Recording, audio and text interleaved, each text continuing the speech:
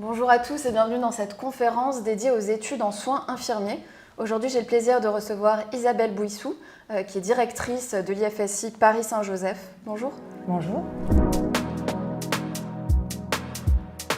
Alors, pouvez-vous nous présenter rapidement le métier d'infirmier, d'infirmière ? Oui, bien sûr. Alors, c'est une profession qui est très réglementée et qui est une profession à haute responsabilité. Elle comporte l'analyse, l'organisation, la réalisation et l'évaluation des soins infirmiers. L'infirmière ou l'infirmier contribue à recueillir des données qui sont des données cliniques qui vont permettre la réalisation des soins. Elle va dispenser des soins qui sont des soins relationnels, mais aussi des soins techniques et d'hygiène. Et elle exerce dans plusieurs milieux, et c'est ce qui est intéressant dans cette profession, c'est qu'elle peut exercer dans de nombreux milieux, mais je pense que nous en reparlerons au moment où nous aborderons les débouchés. Alors j'insisterai sur un point, c'est que c'est une profession qui est une profession vocationnelle, c'est une profession de cœur et de tête, et aussi de corps, parce qu'il faut avoir des habiletés techniques, et qui va nécessiter des capacités et des compétences, et qui va ouvrir donc un champ très large d'évolution. Merci beaucoup. Comment se déroulent concrètement les études en soins infirmiers ? Qu'est-ce qu'un IFSI ? Alors, les études en soins infirmiers se déroulent de la manière suivante. Elles se déroulent en 3 ans. Elles se déroulent en semestre, puisque ce sont des études qui sont universitarisées, ce qui veut dire qu'elles sont calées sur le rythme d'une licence. Et donc, une année, c'est 2 semestres. Dans ces 3 années, il y a un temps équivalent de stage et de cours. Donc on a 50% de stage, 50% de cours. Et les cours sont réalisés en alternance par les enseignants des IFSI qui sont plus responsables des enseignements de ce que nous appelons cœur de métier, identité professionnelle infirmière, c'est-à-dire tous les soins non seulement techniques mais aussi la déclinaison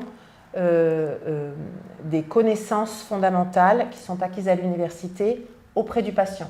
Autrement dit, si je prends un exemple, à l'université, on va apprendre l'anatomophysiologie, par exemple, d'un organe, et puis on va apprendre les pathologies de cet organe, et puis à l'Institut, on va avoir des TD qui vont décliner les différents soins qu'on va dispenser aux patients dans le cadre de ces pathologies. Je dirais que l'enseignement à l'université constitue à peu près 25% des enseignements qui sont réalisés à l'Institut de formation. Voilà ce que je peux dire sur la formation. Donc elle dure 3 ans, il y a évidemment des partiels en fin de semestre, il y a des moments de stage où les formateurs vont voir les étudiants et pendant ces stages, les étudiants doivent acquérir des compétences et réaliser des actes et ces stages sont évalués. Et puis au fur et à mesure, donc, on passe d'un semestre à l'autre, d'une année à l'autre. Et enfin, on obtient à la fin de cette formation un diplôme d'État, qui est un diplôme d'État infirmier et qui a une valeur de grade de licence, ce qui permet d'entrer dans la filière licence, master, doctorat et d'aller éventuellement plus loin. Mais c'est aussi un point qu'on pourra aborder dans la suite des études. Merci beaucoup. Si vous deviez décrire votre établissement, l'IFSI Paris-Saint-Joseph ? Alors, vous voulez que je vous le décrive physiquement, l'organisation. Alors, donc, notre établissement, c'est un institut de formation paramédicale. Donc, on accueille des étudiants qui sont là pour obtenir le diplôme d'état d'infirmier, mais aussi des élèves qui sont là pour obtenir le diplôme d'état d'aide-soignant ou le diplôme d'état d'auxiliaire puériculture. Donc, on a à peu près 500 étudiants 500 apprenants, parce qu'ils ne sont pas tous étudiants, dans cet institut.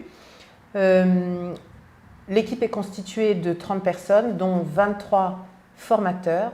Et les formateurs sont tous des infirmiers qui sont cadres de santé, qui ont exercé auprès des patients et qui ont choisi d'entrer en formation et de s'occuper de la formation des étudiants. C'est vraiment un vrai choix, aussi vocationnel, parce que ce sont des métiers qui sont passionnants mais difficiles, puisqu'il faut conduire des jeunes, souvent très jeunes, de la sortie du lycée et en 3 ans, acquérir une identité professionnelle, des connaissances et des compétences suffisantes pour pouvoir assumer la responsabilité de prendre en soin des patients.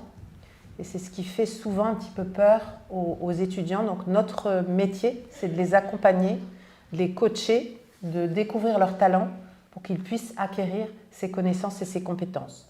Voilà, donc nous sommes 30 dont 23 cadres formateurs.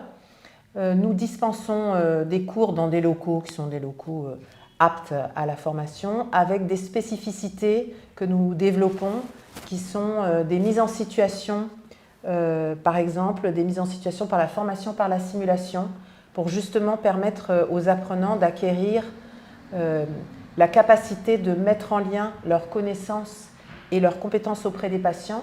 Et donc ce sont des patients qui sont des mannequins intelligents, qui peuvent parler, avoir toutes les réactions humaines, et qui permettent aux étudiants de réaliser des situations simulées avec des formateurs pour les préparer à la vraie rencontre avec le patient. On ne dit jamais la première fois sur un patient, ce n'est pas tout à fait vrai, mais cette technique permet de le limiter. Voilà ce que je peux dire de l'Institut de formation. Merci beaucoup. Si je souhaite m'orienter en études de soins infirmiers, vers quel bac je dois choisir, quelle spécialité privilégier Alors, nous avons pour habitude de dire dans nos journées portes ouvertes, et nous nous sommes mis d'accord en Île-de-France pour avoir ce discours, que tous les bacs peuvent accéder à cette formation. Après, il y a des bacs qui préparent, mais dès la seconde. Donc il y a un bac technique qui est le ST2S, et puis il y a des bacs pro qui préparent aux formations paramédicales. Les bacs généraux, ils préparent aussi très bien. Nous ne recommandons pas non plus de choisir forcément des spécialités, parce que nous avons conscience que le choix des spécialités se fait très tôt. Et quelquefois, les lycéens n'ont pas choisi leur orientation. Il ne faut surtout pas se dire que vous n'avez pas choisi cette spécialité, alors la formation vous est fermée. Pas du tout. C'est bien si on a un niveau bac en matières comme le français, les maths, l'anglais, SVT. C'est bien si on a un niveau bac, même peut-être un niveau général. Mais les bacs techniques sont tout à fait bien préparés. Et les bacs pro peuvent rattraper. Nous, ce qu'on recommande beaucoup de faire, c'est entre le moment où vous recevez votre proposition dans un IFSI par Parcoursup, donc où vous êtes admis, et le moment où vous rentrez, il s'écoule en général quelques temps, quelques mois, et c'est de vous préparer. C'est-à-dire même avec un bac général, quelquefois on n'a pas le niveau en maths, quelquefois on n'a pas le niveau en anglais, voire on n'a pas le niveau en SVT parce qu'on a abandonné la SVT. Donc c'est rechercher des moyens de vous tester, de vous auto-évaluer et de vous mettre à niveau pour arriver en formation, être à niveau bac, parce qu'en fait les études sont très courtes et on n'a pas le temps de remettre à niveau les étudiants. Mais moi je ne recommande pas de bac ni de spécialité. Je dirais que tout le monde réussit, quel que soit le bac. Peut-être les bacs pro peuvent avoir quelques difficultés. Disons qu'ils ont un chemin plus long à parcourir pour acquérir des connaissances. Mais ils réussissent aussi très bien. D'accord, merci beaucoup. Que regardez-vous sur Parcoursup? Quels éléments sont distinctifs? Alors, sur Parcoursup, on va regarder précisément la capacité qu'a le candidat à mettre en lien ses centres d'intérêt et les activités qu'il a eues avec la formation. Comment, dans la page réservée, il nous décrit ses centres d'intérêt et activités, et comment est-ce qu'il identifie que ça peut le préparer ou que ça peut légitimer sa motivation à entrer en formation en soins infirmiers. Et dans le projet motivé, de la même manière, comment est-ce que... alors ça peut être tout simple, hein, ça peut être je suis allée à une journée porte ouverte, j'ai écouté cette vidéo, j'ai fait un stage, je connais quelqu'un. Ce n'est pas forcément des choses très compliquées. Ça peut aussi, j'ai été secouriste, j'ai été scout. Enfin, il faut trouver vraiment, dans les activités que vous avez menées, quel est le lien avec votre motivation à entrer en formation. Alors, c'est ce qu'on regarde le plus, mais on regarde aussi la capacité à rédiger, on regarde aussi l'orthographe. C'est très très important d'être en capacité de s'exprimer correctement en français et d'avoir un écrit qui soit bien orthographié. On regarde aussi, et on sait très bien le voir, les copier-coller. C'est-à-dire, je vais chercher un projet de motivation sur Internet, je le copie-colle. Il y a des milliers de candidats, donc même si nous n'étions pas très affûtés, au bout du 10e, on identifierait bien que ça vient d'Internet. Donc ça, c'est discriminant. C'est-à-dire quelqu'un qui a fait un copier-coller d'emblée, son dossier est remis en cause. C'est vous qui devez le rédiger. Ce n'est personne d'autre que vous qui devez le rédiger. Et aussi, c'est pareil, ça se sent très bien. Les ruptures de style, la manière différente de rédiger nous indiquent que ce n'est pas vous qui l'avez rédigé, que ça peut être vos parents ou quelqu'un d'autre. En revanche, n'hésitez pas à faire relire votre projet pour vous assurer que la syntaxe et l'orthographe sont respectés, que vous ne redites pas les mêmes choses. Ça, bien sûr, vous pouvez vous faire aider pour relire. Mais voilà ce qu'on regarde sur Parcoursup. C'est très compliqué la sélection sur Parcoursup, puisqu'on ne voit pas les candidats. Donc, on est obligé d'aller chercher très précisément dans les écrits. On finit par être un peu habitué. Et c'est très important qu'on le fasse, parce que si nous sélectionnons des candidats qui ne sont pas aptes ou motivés pour suivre la formation, eux seront très malheureux. D'autres dont ils auront pris la place seront aussi très malheureux. Et s'ils rentrent en formation, ils risquent d'abandonner au milieu de la formation, ce qui est mauvais pour le candidat et puis mauvais pour la société qui paye ces formations. D'accord. Donc pour le projet motivé, vos conseils, c'est vraiment la cohérence. La cohérence entre l'activité, enfin les intérêts et les activités, et la motivation et la présentation. D'accord. Les études en IFSI durent 3 ans. Comment se déroulent ces 3 années?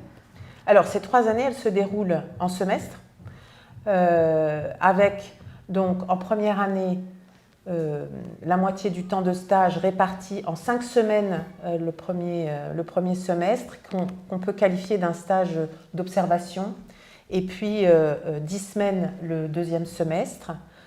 Tous les stages sont à mettre en profit pour mobiliser les connaissances, voire expérimenter, je n'aime pas tellement ce mot, mais en tout cas être confronté à des situations, y compris des situations un peu complexes de soins.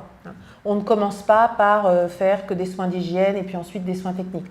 On profite de tous les stages pour être confronté à des situations et acquérir des compétences et des habiletés techniques.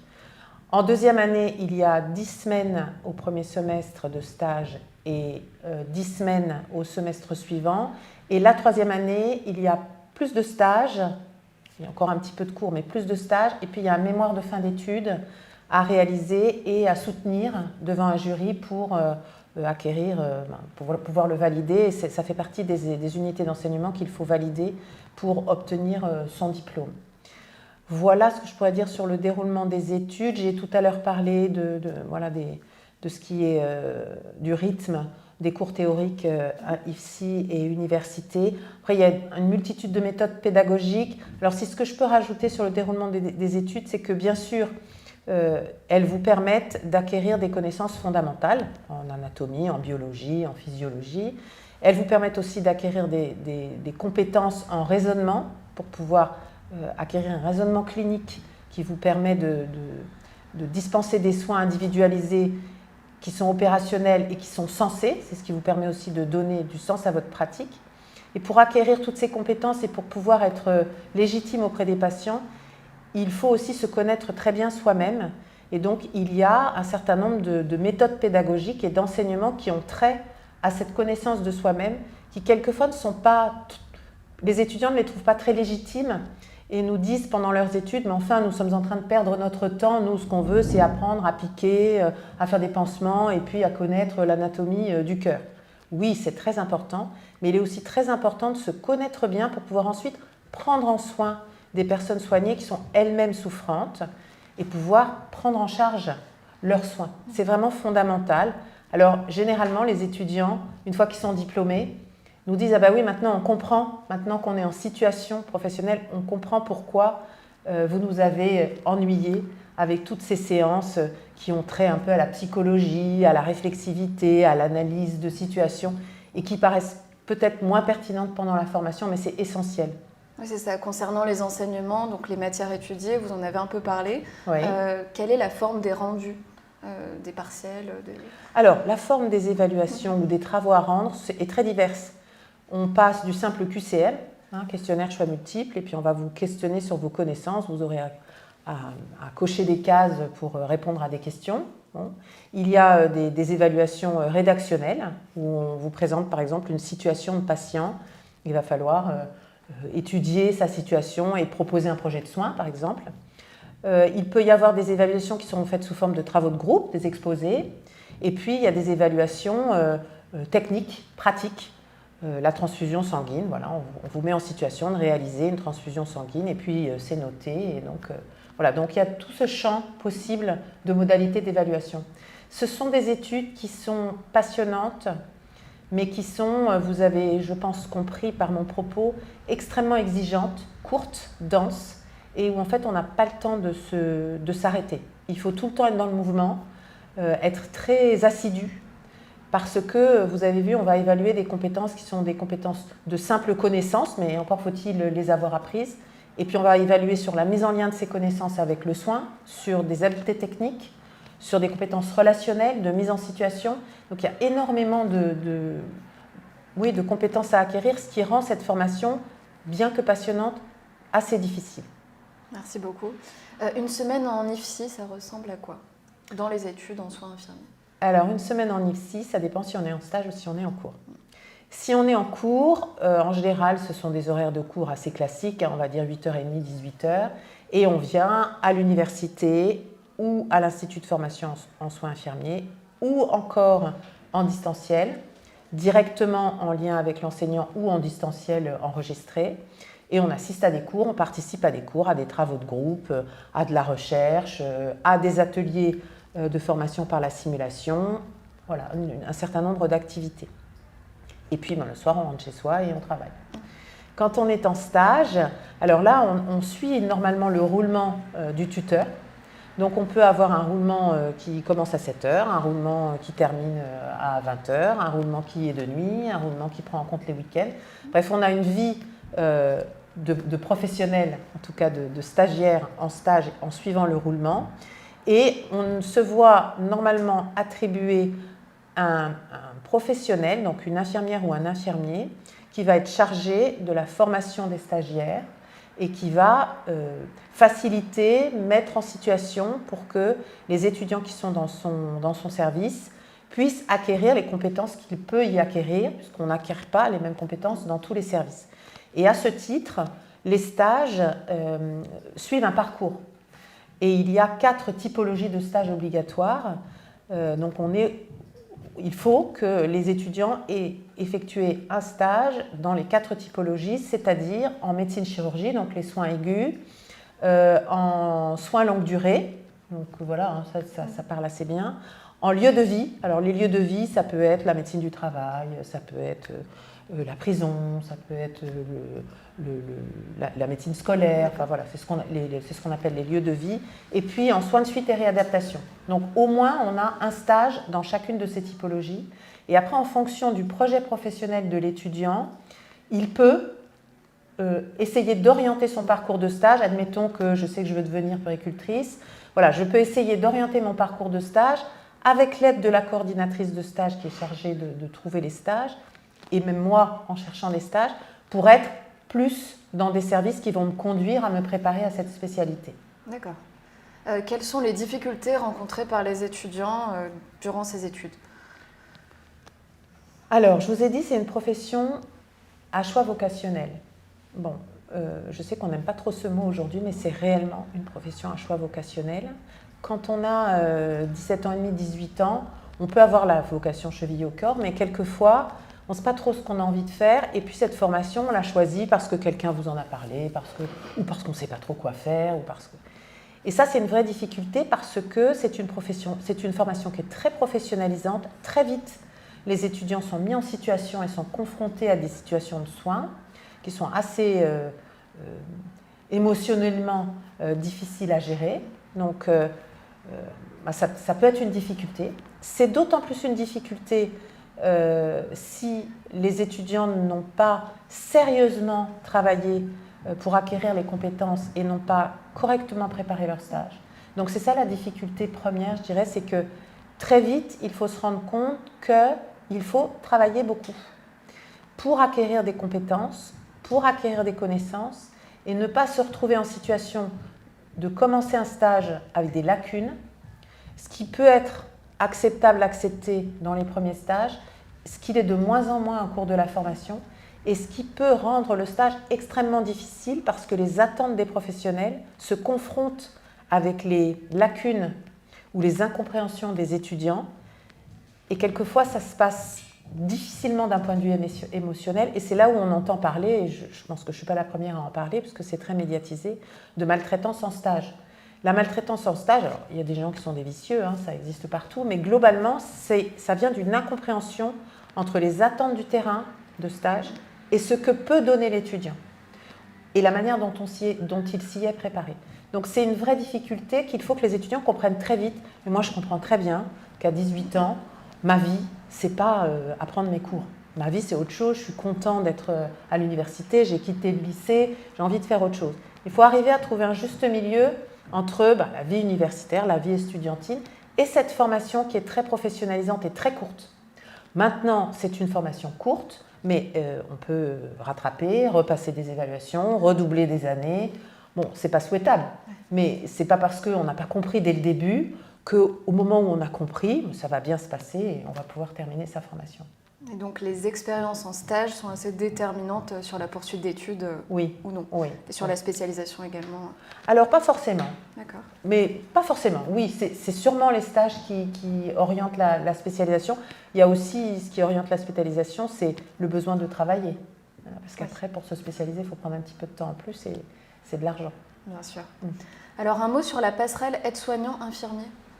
Alors oui, depuis 2023, depuis cette année, les aides-soignants chevronnés, puisque là nous n'avons parlé que des étudiants qui entrent par Parcoursup, qui sont donc des lycéens. D'autres catégories professionnelles, d'autres catégories d'étudiants peuvent rentrer en formation, et donc ce sont ceux dont vous parlez, qui sont des professionnels de formation en santé, des professionnels de santé ou non, et qui ont 3 ans d'expérience, et qui rentrent en promotion professionnelle ou en formation continue, en formation après une sélection. Eux, ils ne passent pas par Parcoursup, ils sont en sélection écrite et orale. Dans ces professionnels, il y a effectivement des aides-soignants, et dans ces aides-soignants, il y a certains aides-soignants qui ont exercé, qui sont chevronnés, et qui ont exercé depuis plus de 5 ans, avec 3 ans d'exercice variés, et qui sont identifiés par leur employeur comme des personnes en capacité d'effectuer cette passerelle en 2e année, selon des critères qui sont bien précis. Et si vous le souhaitez, je vous les redonnerai, mais j'ai compris que le public ici était un public plus lycéen, et donc d'accéder à la formation directement en 2e année. Pour ce faire, ils bénéficient d'un module de mise à niveau de 3 mois avec un petit peu de stage. La difficulté essentielle pour ces professionnels pourrait être, parce que pour l'instant nous n'avons pas de recul, puisque c'est la première année et seulement certains ont bénéficié de cette passerelle avec des rentrées de février, donc on n'a pas de recul pour dire comment ça fonctionne. Mais la difficulté pourrait être d'abord d'être en capacité de rattraper les savoirs que les étudiants acquièrent en première année, même si en étant aide-soignant, on en a un certain nombre, on n'a pas tous les savoirs. Ça, c'est une chose. Et la deuxième, qui de mon avis est plus difficile, c'est ce qui touche à la posture. Je passe d'une posture d'aide-soignant chevronné, reconnu dans mon équipe comme tel, pilier, on vient me demander mon savoir, à étudiant en soins infirmiers qui a tout à apprendre. Et ça, c'est vraiment un travail assez compliqué. C'est d'autant plus compliqué qu'on est plus âgé. Et donc, la première année, elle aide bien à faire ça. Donc, il faut qu'on identifie quels sont ceux qui ont ce potentiel de changer de posture plus vite que les autres. Voilà. D'accord. Merci beaucoup, c'était très clair. Un mot sur les débouchés en termes de poursuite d'études. Alors, poursuite d'études, elles sont de 2 ordres. Il y a ce qu'on appelle les spécialités ou les spécialisations et puis les poursuites d'études à l'université. Donc, en ce qui concerne les spécialisations, on peut se spécialiser à la suite de la formation comme puéricultrice, puériculteur, comme infirmier de bloc opératoire ou infirmier anesthésiste ou comme cadre de santé.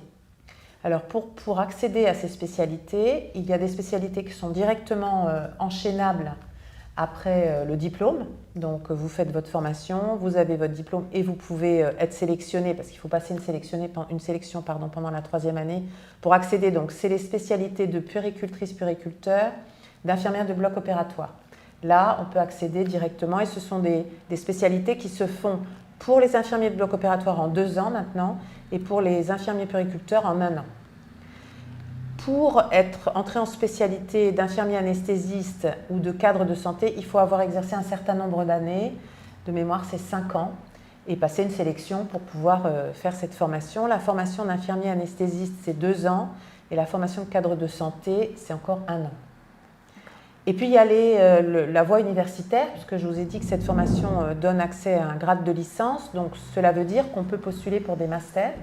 Alors il y a des masters qui sont directement liés ou non à la formation en soins infirmiers, donc on peut aller vers la santé publique, la diététique, voilà, la sociologie, des masters qui sont un peu en lien avec la formation en soins infirmiers et faire reconnaître des unités d'enseignement.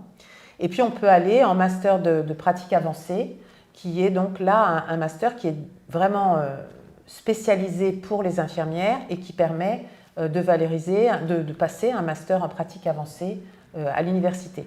Pour accéder à ces masters, on peut aller directement après la formation et le diplôme, ou après un certain nombre d'années. Pour le master en pratique avancée, il y a certaines universités qui le proposent directement après le diplôme, mais c'est vrai qu'il y a des mentions et des spécialisations, et donc il vaut mieux avoir travaillé dans ces spécialisations pendant un certain nombre d'années pour ensuite pouvoir exercer comme infirmière de pratique avancée. Sinon, on fait le master, et après il faut retourner travailler en tant qu'infirmière pendant 2-3 ans dans la spécialité pour ensuite pouvoir travailler comme infirmière de pratique avancée. Donc ça rend les choses plus compliquées. Et ensuite, on peut accéder au doctorat et donc avoir une carrière universitaire en recherche ou en enseignement. Et maintenant, un mot sur les débouchés en termes de métier. Alors, en termes de métier, les débouchés après le diplôme, ils sont multiples et c'est ce qui rend notre métier absolument magnifique.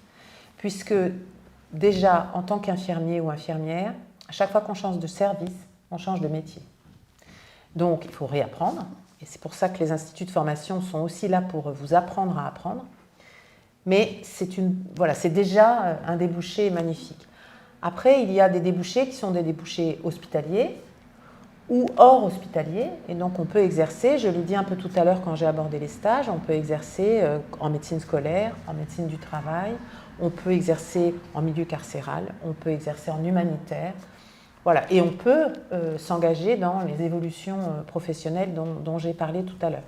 Donc, c'est une profession qui est extraordinaire pour ça, parce qu'elle permet beaucoup d'évolution. On peut être cadre de santé, et puis ensuite on peut être directeur de soins et directeur d'institut de formation, ou directeur de soins dans un hôpital, ou directeur d'établissement de santé.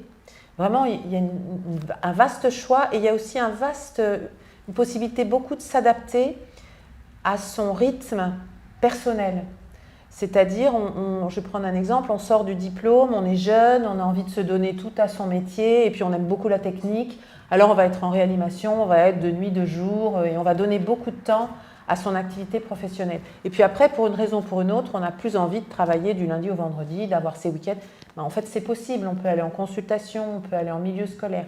Et puis après, on vieillit, on a envie de responsabilité, ben on peut se former et puis acquérir d'autres responsabilités, avoir des postes transversaux dans les hôpitaux. C'est vraiment une profession qui est vraiment extraordinaire. Merci beaucoup. Un dernier mot à ajouter C'est une profession extraordinaire.